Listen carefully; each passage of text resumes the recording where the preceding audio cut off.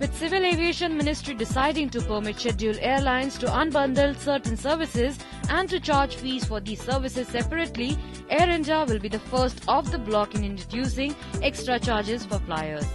According to the new rules which go into effect from next week, the airline will now allow an economy class passenger to carry only 15 kilograms against 25 kilograms of baggage. Any baggage in excess of 15 kilograms will be charged at 200 to 250 rupees a kg.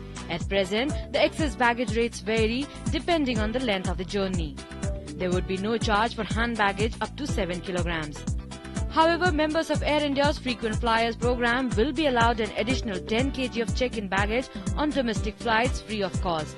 The business class allowance stays at 30 kg.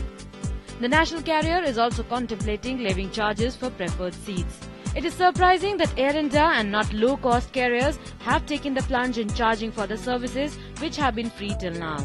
It is expected that other carriers would also follow suit soon. Aviation Ministry had recently allowed airlines unbundled charges for services such as preferential seating, meals, check-in baggages, use of lounge, among other things. The ministry's latest move came a month after the government cleared AirAsia's proposal to invest 81 crore rupees in a domestic passenger airline that it plans to launch jointly with Tata Sons. Malaysia's AirAsia and many other global low-cost airlines derive a significant portion of their revenue from charging for these services.